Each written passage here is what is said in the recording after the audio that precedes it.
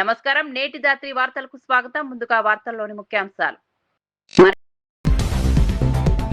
జిల్లా పర్యటన తర్వాత అధికారులతో సీఎం చంద్రబాబు సమీక్ష. ప్రజాసేవల్లో వేగం పెంచాలని అధికారులకు ఆదేశం. శాఖల సమన్వయం మెరుగుపరచాలన్న సీఎం చంద్రబాబు. హామీల అమలుపై ప్రత్యేక దృష్టి పెట్టాలన్న సీఎం. పర్యాటక రంగంపై సీఎం రేవంత్ కీలక ఆదేశాలు. దుర్గం చెరువును టూరిజం హబ్ గా తీర్చిదిద్దాలని సూచన. వికారాబాద్ ను పర్యాటక కేంద్రంగా అభివృద్ధి చేయాలన్న సీఎం. గ్లోబల్ సమ్మిట్ ఏర్పాట్లు వేగవంతం చేయాలన్న రేవంత్. హైడ్రా చర్యలపై కాంగ్రెస్ ను ప్రశ్నించిన రామచందర్. ఎంఐఎం అక్రమ నిర్మాణాలపై ఎందుకు మౌనమని ప్రశ్న. హైడ్రా చర్యల్లో వివక్ష వద్దన్న బీజేపీ నేత. చట్టం అందరికీ సమానంగా అమలు కావాలన్న రామచందర్. వెంకయ్య నాయుడు విలువల రాజకీయాలకు ఆదర్శమన్న ఆనం. యువ నాయకులకు వెంకయ్య స్ఫూర్తి కావాలన్న మంత్రి. ప్రజాసేవలో వెంకయ్య మార్గం అనుసరించాలన్న ఆనం. క్రమశిక్షణతో ఎదిగిన నేత వెంకయ్య నాయుడన్న మంత్రి.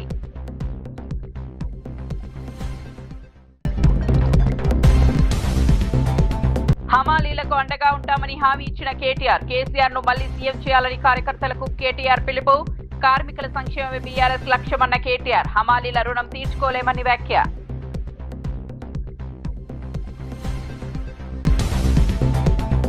5 రోజుల జిల్లా పర్యటన ముగించుకుని అమరావతికి చేరుకున్న ముఖ్యమంత్రి చంద్రబాబు నాయుడు సచివాలయంలోని ఆర్టీజీఎస్ కేంద్రంలో ఉన్నతాధికారులతో కీలక సమావేశం నిర్వహించారు. పురపాలక, పంచాయతీరాజ్, హోంశాఖల పనితీరు, ప్రజలకు అందుతున్న సేవలపై సీఎస్, డీజీపీలతో కలిసి సమగ్రంగా చర్చించారు. జిల్లాల పర్యటనలో ప్రజల నుంచి వచ్చిన వినతులు, స్థానిక సమస్యలు, అభివృద్ధి పనుల పురోగతిపై అధికారుల నుంచి వివరాలు అడిగి తెలుసుకున్నారు.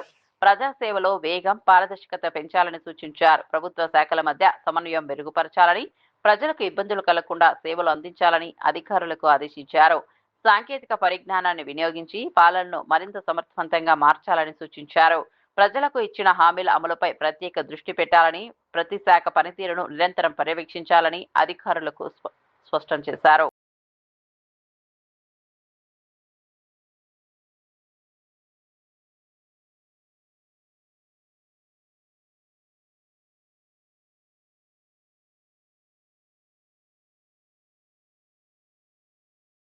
తెలంగాణ పర్యాటక రంగాన్ని అంతర్జాతీయ స్థాయికి తీసుకెళ్లే దిశగా ముఖ్యమంత్రి రేవంత్ రెడ్డి కీలక ఆదేశాలు జారీ చేశారు.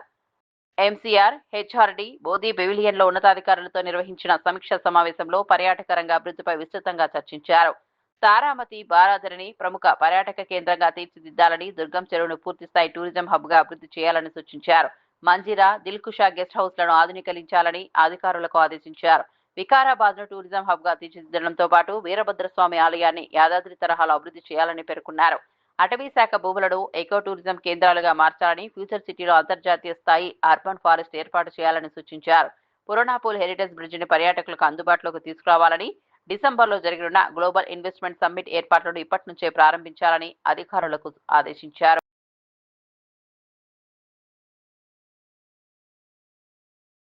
విద్యలో రాణించడంతో పాటు క్రీడలు, సాంస్కృతిక కార్యక్రమాల్లో కూడా చురుగ్గా పాల్గొనాలని మాజీ మంత్రి సనత్ నగర్ ఎమ్మెల్యే తలసాని శ్రీనివాస్ యాదవ్ సూచించారు. హైదరాబాద్ అమీర్పేట్లోని దరంకరం రోడ్లో ఉన్న మున్సిపల్ గ్రౌండ్ లో తన సోదరుడు తలసాని శంకర్ యాదవ్ 2వ స్మారక క్రికెట్ టోర్నమెంట్ ను ఆయన ప్రారంభించారు. కార్యక్రమం ప్రారంభానికి ముందు శంకర్ యాదవ్ చిత్రపటానికి పూలమాలలు వేసి నివాళులర్పించారు. అనంతరం స్వయంగా బ్యాట్ పట్టి విద్యార్థులతో కలిసి క్రికెట్ ఆడుతూ వారిలో ఉత్సాహాన్ని నింపారు. ఈ సందర్భంగా మాట్లాడుతూ చదువు ఒక్కటే కాకుండా శారీరక దృఢత్వం, క్రమశిక్షణ, జట్టు స్ఫూర్తి పొందేందుకు క్రీడలు ఎంతో అవసరమన్నారు. యువతకు అన్ని రంగాల్లో అవకాశాలు లభించాలంటే క్రీడలను ప్రోత్సహించాల్సిన అవసరం ఉందని పేర్కొన్నారు. టోర్నమెంట్ లో పాల్గొంటున్న జట్ల వివరాలు అందిస్తే క్రికెట్ కిట్లు అందజేస్తామని హామీ ఇచ్చారు. 3 రోజుల పాటు జరిగే ఈ టోర్నమెంట్ లో సుమారు 100 జట్లు పాల్గొంటున్నట్లు నిర్వాహకులు తెలిపారు. కార్యక్రమంలో మాజీ కార్పొరేటర్ నామన శేషకుమారి, బీఆర్ఎస్ నాయకులు, స్థానిక ప్రజాప్రతినిధులు, క్రీడాకారులు, విద్యార్థులు పెద్ద సంఖ్యలో పాల్గొన్నారు.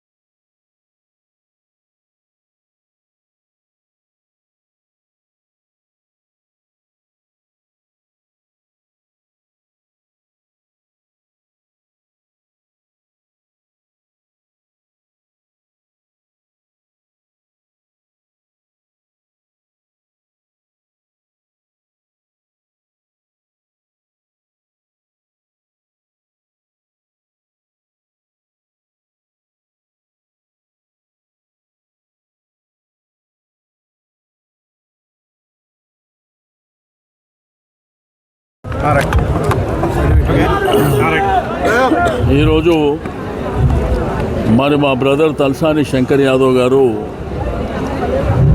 వారు చనిపోయి 2వ సంవత్సరం ఈ క్రికెట్ టోర్నమెంట్ అనేది మరి తమ్ముడు సచిన్ ఆధ్వర్యంలో జరిగేటువంటి టోర్నమెంట్ని ముఖ్యంగా మా శేష్ కుమార్ గారు మిగిలిన మిత్రులందరూ వాళ్ళకి అన్ని విధాలుగా 3 days సహకరిస్తారు కాబట్టి టోర్నమెంటు చేయడమే కాదు. ఈరోజు ఏంటంటే క్రీడ అనేది చాలామంది చదువు మీద కాన్సన్ట్రేషన్ చేస్తారు. దాంతోపాటు కల్చరల్ యాక్టివిటీస్ కానీ స్పోర్ట్స్ కానీ ప్రధానమైనటువంటిది. కాబట్టి ఈ పిల్లలు 100 టీమ్స్ ఉన్నాయి ఇక్కడ. ఈ 100 టీమ్స్ కూడా 3 days ఈ కాంపిటీషన్స్ ఉంటాయి. డే ఆఫ్టర్ టుమారో ఫైనల్స్ ఉంటుంది. వాళ్ళకు షీల్డ్ కానీ దాంతోపాటు క్యాష్ ప్రైజ్ కూడా ఉంటుంది. అయితే ఈసారి ఏంటంటే ఆ పిల్లలకు అందరికీ కాలేజ్ పిల్లలు, మీకు ఇంటర్మీడియట్ కానివ్వండి, డిగ్రీ కానివ్వండి, వాళ్ళు చదువుకున్నటువంటి పిల్లలు కాబట్టి ఈసారి క్రికెట్ కిట్స్ కూడా వాళ్ళందరికీ మన బ్రహ్మాండమైనటువంటి క్రికెట్ కిట్స్ వాళ్ళకి. తెలంగాణ బీజేపీ సీనియర్ నాయకుడు ఎన్ రామచంద్రరావు కాంగ్రెస్ ప్రభుత్వంపై తీవ్ర విమర్శలు చేశారు. మీడియా సమావేశంలో మాట్లాడుతూ హైడ్రా పేరుతో పేదల ఇళ్లను కూల్చివేస్తున్న ప్రభుత్వం ఎంఐఎంకు చెందిన అక్రమ నిర్మాణాలపై మాత్రం ఎందుకు చర్యలు తీసుకోవడం లేదని ప్రశ్నించారు. చట్టం ముందు అందరూ సమానమే అయితే రాజకీయ పార్టీలను బట్టి వేర్వేరు ప్రమాణాలు ఎందుకు అమలు చేస్తున్నారని నిలదీశారు. పేదలపై కఠినంగా వ్యవహరిస్తూ అధికారానికి దగ్గరగా ఉన్న వారి అక్రమ కట్టడాలను వదిలేయడం ద్వంద్వ వైఖరికి నిదర్శనమని ఆరోపించారు. హైడ్రా చర్యలు పూర్తిగా పారదర్శకంగా ఉండాలని, ఎవరిపైనా వివక్ష లేకుండా చట్టం అమలు కావాలని డిమాండ్ చేశారు. ప్రజల ఆస్తులను కాపాడే బాధ్యత ప్రభుత్వంపై ఉందని గుర్తు చేశారు.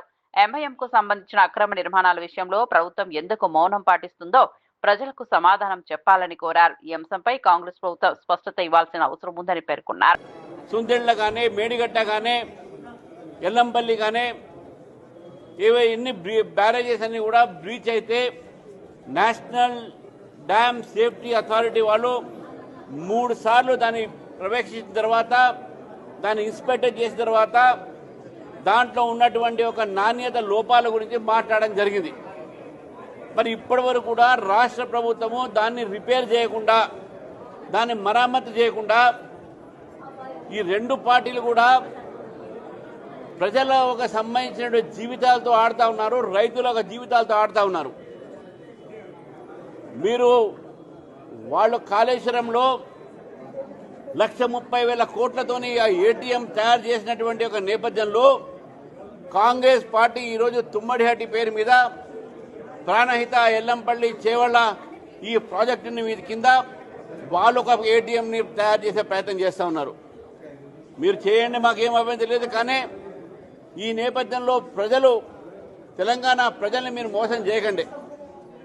డ్యామ్లో జరిగినటువంటి ఒక జియో టెక్నికల్ రిపోర్ట్స్ కానీ, అక్కడ ఉన్నటువంటి ఒక టెస్ట్ ద్వారా ఆ డ్యామ్ సేఫ్టీ లేదని చెప్పేసి నేషనల్ డ్యామ్ సేఫ్టీ అథారిటీ చెప్పిన తర్వాత కూడా ఇప్పటి వరకు కూడా రాష్ట్ర ప్రభుత్వం దాన్ని రిపేర్ చేయకపోవడం వెనుక వారి నిర్లక్ష్యం బయటపడుతుందనే ఒక విషయం అయితే, ఈ యొక్క ప్రాజెక్టుని ఏటీఎం కింద మార్చుకుని తరతరాలుగా రాజకీయ జీవితంలో రాజకీయంగా టీఆర్ఎస్ పార్టీ ఈ యొక్క రాష్ట్రంలో వారు ధనంతోనే, డబ్బుతోనే రాజకీయాలు చేయొచ్చు అని చెప్పేసి ఒక పార్టీ ఆలోచిస్తూ ఉంది.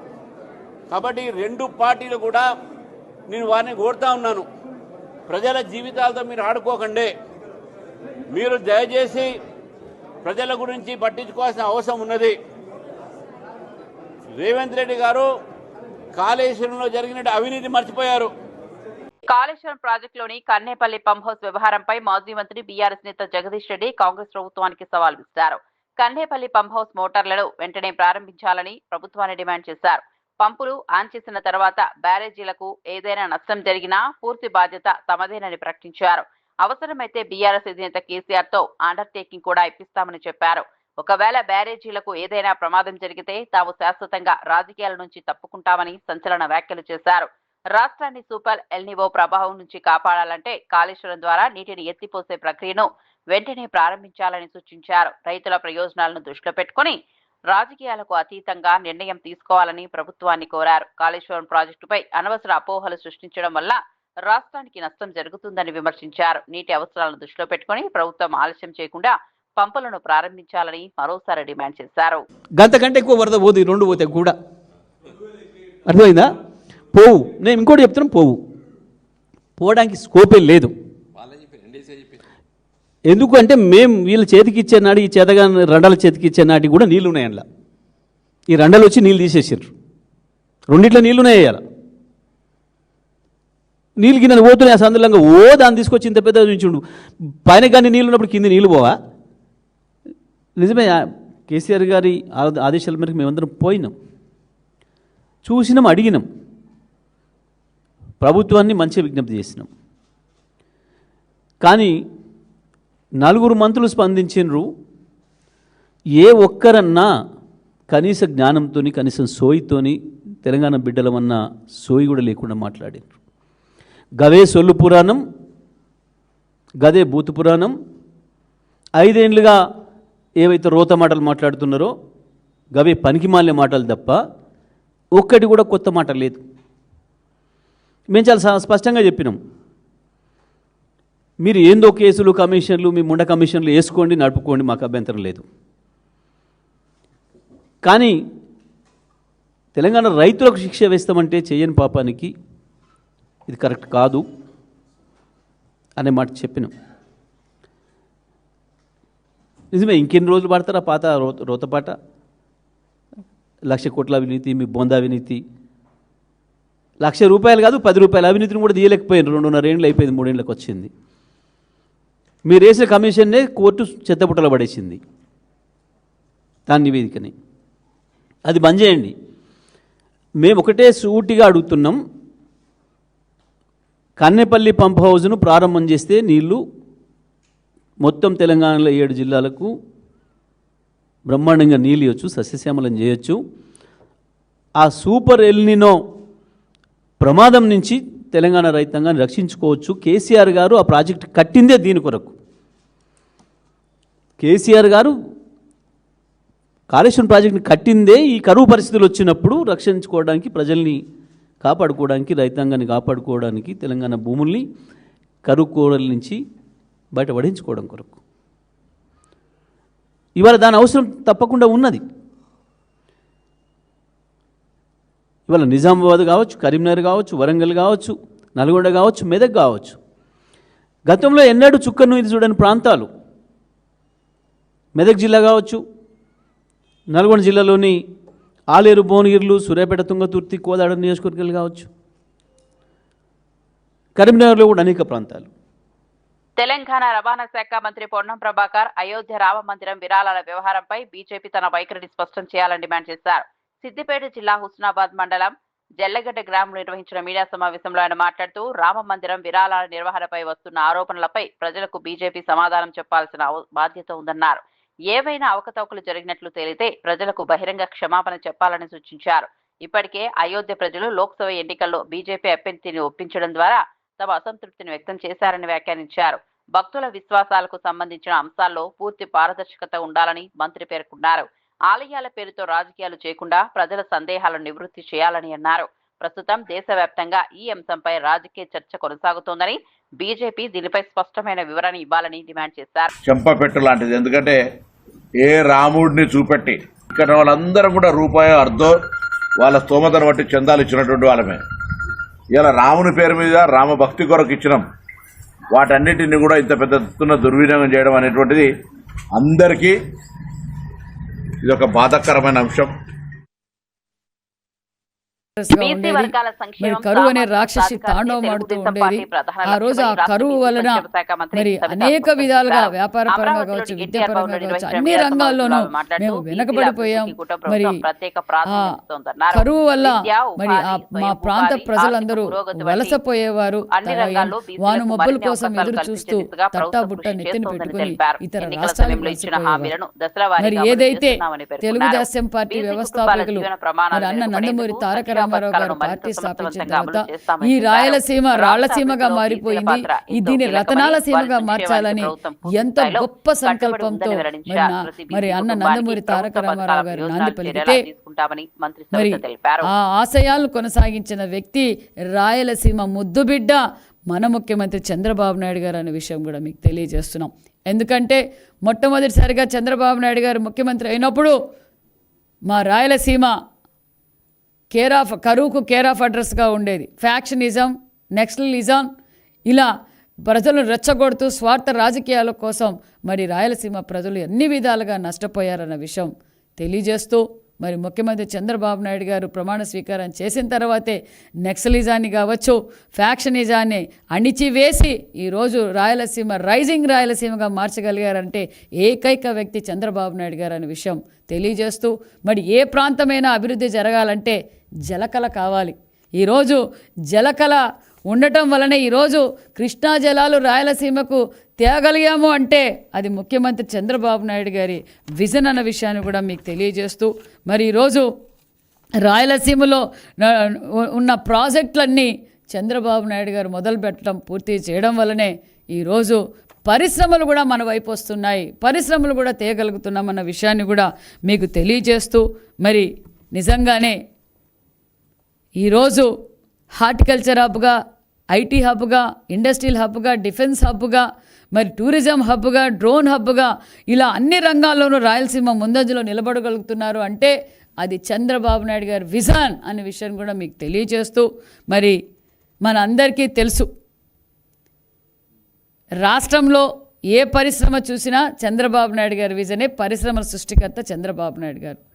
మా వెనకబడిన ప్రాంతంలో కొరియాలో ఉండే కియా ఇంటర్నేషనల్ పరిశ్రమను తీసుకొచ్చి మరి రాయలసీమలో మరి కొరియన్స్తో మాట్లాడి మీకు కావలసిన మౌలిక వసతులన్నీ మేము ఏర్పాటు చేస్తాం.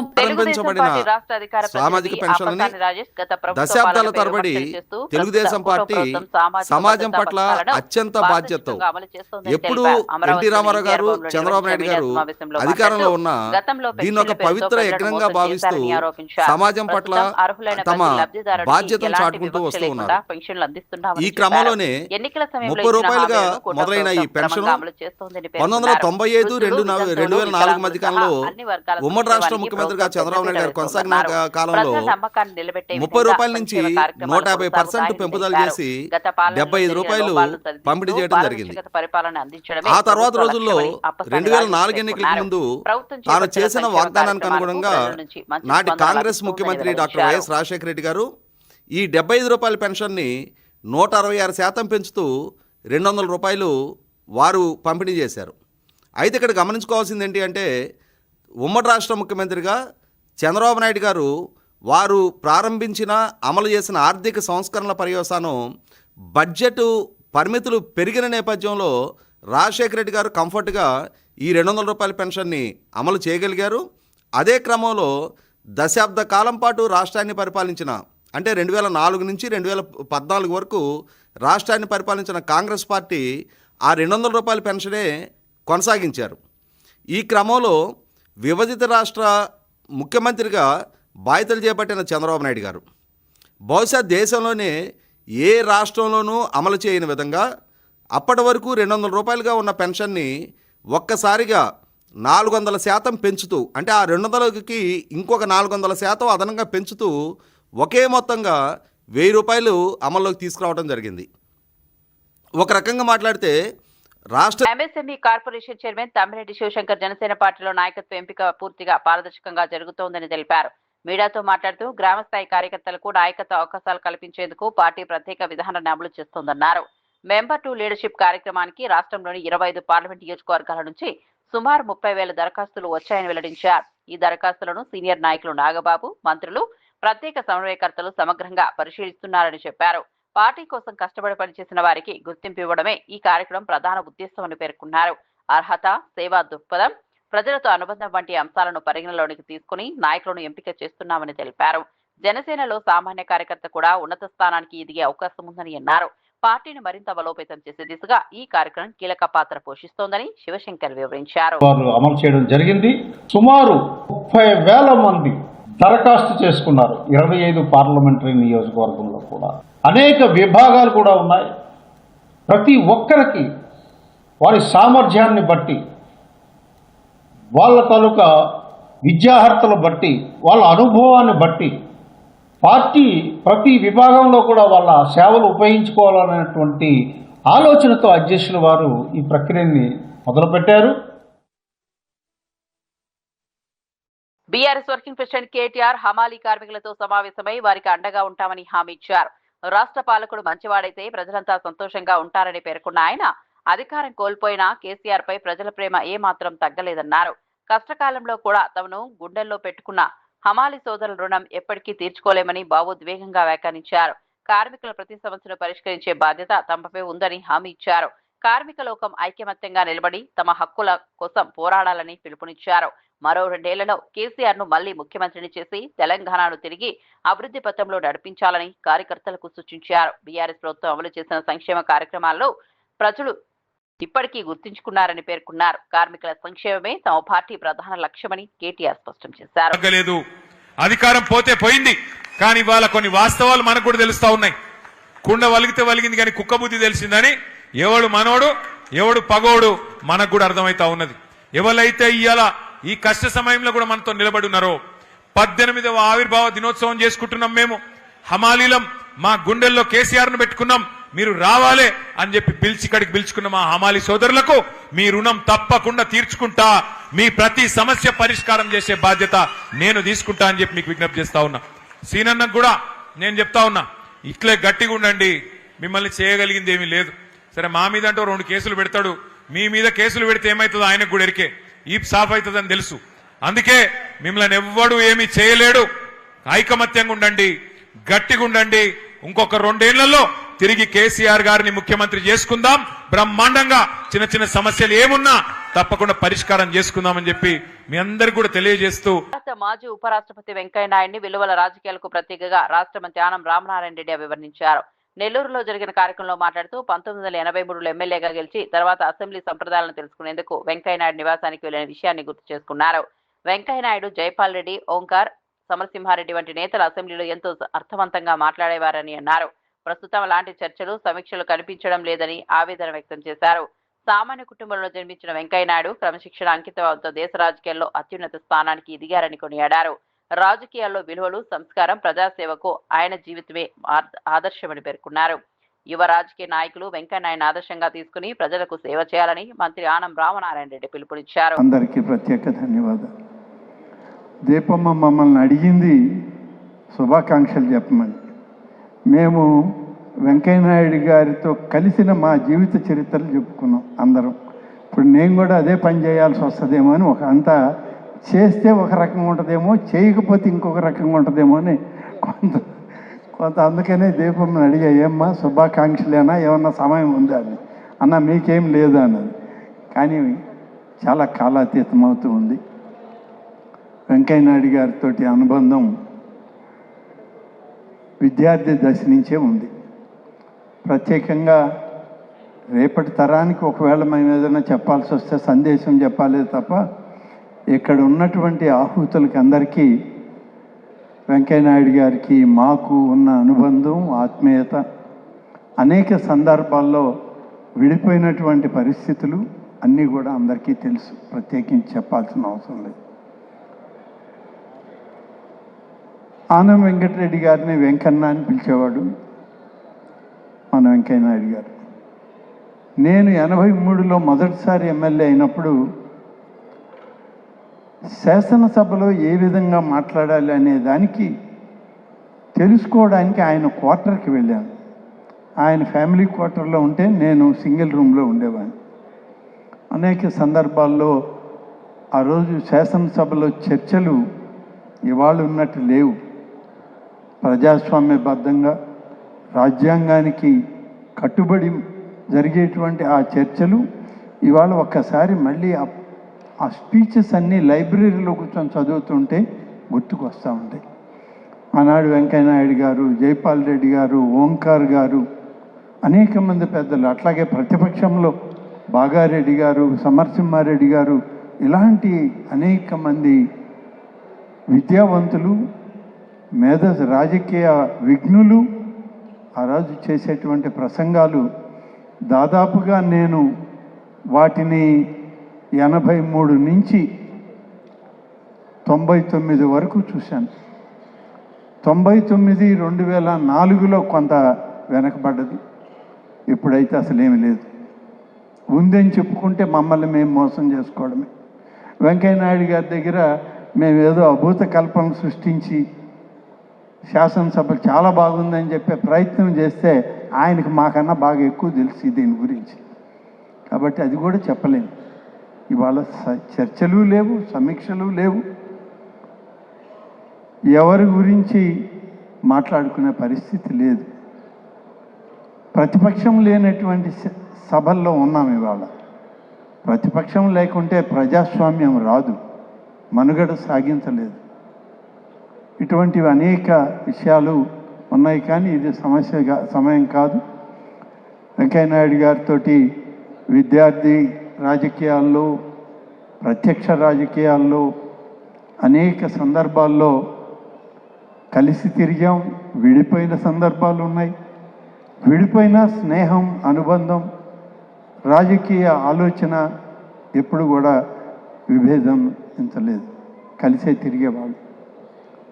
స్వర్గీయ ఎన్టీఆర్ గారి సందర్భంలో కానీ, ఆ తర్వాత వచ్చినటువంటి రాజకీయ మార్పుల్లో, ఈ రాష్ట్రం విడిపోయినటువంటి సందర్భాల్లో కూడా అనేక సార్లు చర్చల్లో పాల్గొని, మాట్లాడుకొని, విశ్లేషించుకొని, సలహాలు సూచనలు తీసుకుంటూ రాజకీయాల్లో ఈరోజు 4.5 దశాబ్దాల రాజకీయ జీవితం. వారిది 5.5 దశాబ్దాలు అయితే నాది 4.5 దశాబ్దాల రాజకీయ నడుస్తూనే ఉంది, వస్తూనే ఉన్నాం. రాజకీయాల్లో స్వతహాగా స్వయం కృషితో ఎదిగినటువంటి వ్యక్తిత్వం ఉన్నటువంటి మాజీ ఉపరాష్ట్రపతి వెంకయ్యనాయుడు తన రాజకీయ గురువని నెల్లూరు ఎమ్మెల్యే కోటంరెడ్డి శ్రీధర్ రెడ్డి పేర్కొన్నారు. వెంకయ్యనాయుడు జీవిత చరిత్రను స్వయంగా రాసే అవకాశం తనకు రావాలని ఆకాంక్షించారు. రాజకీయ నేపథ్యం లేకపోయినా స్వయం కృషితో ఒక్కో మెట్టు ఎక్కుతూ దేశ అత్యున్నత పదవుల్లో ఒకటైన ఉపరాష్ట్రపతి స్థాయికి చేరుకోవడం గొప్ప విషయమన్నారు. సామాన్య కుటుంబం నుంచి జాతీయ రాజకీయాల్లో విశిష్ట స్థానం సంపాదించిన ఆయన ప్రయాణం ప్రతి యువ నాయకుడికి స్ఫూర్తిదాయకమని కొనియాడారు. క్రమశిక్షణ, కష్టపడే తత్వం, ప్రజలతో మమేకమయ్యే నాయకత్వమే వెంకయ్యనాయుడును ఉన్నత శిఖరాలకు చేర్చిందన్నారు. రాజకీయాల్లో ఎదగాలనుకునే యువత ఆయన జీవితాన్ని అధ్యయనం చేయాలని సూచించారు. విలువలతో కూడిన రాజకీయాలు ఎలా ఉండాలో వెంకయ్యనాయుడు చూపించిన మార్గం చిరస్థాయిగా నిలుస్తుందని మంత్రి కోటంరెడ్డి శ్రీధర్ రెడ్డి పేర్కొన్నారు. అనేక మంది పారిశ్రామికవేత్తలను చూశారు. రాజకీయాల్లో మీరు అంటారు ప్రత్యర్థుల్ని పోటీదారులుగా భావించాలని. నిజమే, ఆ పోటీదారులపై విజయం సాధించాలంటే వ్యూహాలు తప్పనిసరి. అలాంటి రాజకీయ వ్యూహాలు మీ జీవితంలో మీరు ఎన్నో పని ఉంటారు. అందుకే భావితరాలకి గుర్తుండేలా నేను మనం కోరుకునేది, వెంకయ్యనాయుడు గారు పూర్తి సత్యాలతో కూడిన, కఠోర వాస్తవాలతో కూడిన ఆత్మకథని రాయాలని చెప్పని 2 చేతులు జోడించి వెంకయ్యనాయుడు గారికి అభ్యర్థన చేస్తూ, మరో మాట, అవకాశం ఉంటే, మీకు నా మీద నమ్మకం ఉంటే, ఆత్మకథ రచయితగా అవకాశం నాకు ఇవ్వాలని పుస్తకాలు చదివే అలవాటు నాకుంది. కాబట్టి ఆ యొక్క ఆత్మకథలంటే నాకు చాలా చాలా ఇష్టం. ఆత్మకథ వచ్చినప్పుడు ఆత్మకథలో నిజమెంత, అవాస్తవం ఎంత ఉందో కూడా బేరీజు వేసుకునే అలవాటు కూడా నాకుంది. అందుకే మీ యొక్క ఆత్మకథకి పుస్తక రచయితగా, అదేవిధంగా పుస్తకమే కాకుండా ఒక డాక్యుమెంటరీ రూపంలో ఏదైతే మీరు ఆ స్థానంలో కూర్చొని, మీ ఎదురుగా యాంకర్ స్థానంలో నేను కూర్చొని అడిగే ప్రశ్నలకి సూటిగా, స్పష్టంగా, కఠోర సత్యాలతో కూడిన ఒక మంచి డాక్యుమెంటరీ చిత్రాన్ని, పుస్తకాన్ని నిర్వహించే అవకాశాన్ని నాకు ఇవ్వాలని, జీవిత ప్రారంభంలో విద్యార్థిగా మీరు చేతులు పట్టుకొని నడిపించినటువంటి మీ యొక్క రాజకీయ విద్యార్థి, మీ యొక్క రాజకీయ పాఠశాల విద్యార్థి ఈనాడు దేవుడి దయతో, ప్రజల ఆశీస్సుల అండదండలతో, మీలాంటి పెద్దల ప్రోత్సాహంతో 1-3 సార్లు ఎమ్మెల్యేగా నేను మిమ్మల్ని కోరుకునే కోరిక, ఈ చిన్న కోరికను తెలియజేస్తూ సాధారణంగా సవినయంగా సెలవు తీసుకుంటున్నాను. జిల్లా పర్యటన తర్వాత అధికారులతో సీఎం చంద్రబాబు సమీక్ష. ప్రజాసేవల్లో వేగం పెంచాలని అధికారులకు ఆదేశం. శాఖల సమన్వయం మెరుగుపరచాలన్న సీఎం చంద్రబాబు. హామీల అమలుపై ప్రత్యేక దృష్టి పెట్టాలన్న సీఎం. పర్యాటక రంగంపై సీఎం రేవంత్ కీలక ఆదేశాలు. దుర్గం చెరువును టూరిజం హబ్ గా తీర్చిదిద్దాలని సూచన. వికారాబాద్ ను పర్యాటక కేంద్రంగా అభివృద్ధి చేయాలన్న సీఎం. గ్లోబల్ సమ్మిట్ ఏర్పాట్లు వేగవంతం చేయాలన్న రేవంత్. హైడ్రా చర్యలపై కాంగ్రెస్ ను ప్రశ్నించిన రామచందర్. ఎంఐఎం అక్రమ నిర్మాణాలపై ఎందుకు మౌనమని ప్రశ్న. హైడ్రా చర్యల్లో వివక్ష వద్దన్న బీజేపీ నేత. చట్టం అందరికీ సమానంగా అమలు కావాలన్న రామచందర్. వెంకయ్య నాయుడు విలువల రాజకీయాలకు ఆదర్శమన్న ఆనం. యువ నాయకులకు వెంకయ్య స్ఫూర్తి కావాలన్న మంత్రి. ప్రజాసేవలో వెంకయ్య మార్గం అనుసరించాలన్న ఆనం. క్రమశిక్షణతో ఎదిగిన నేత వెంకయ్య నాయుడన్న మంత్రి.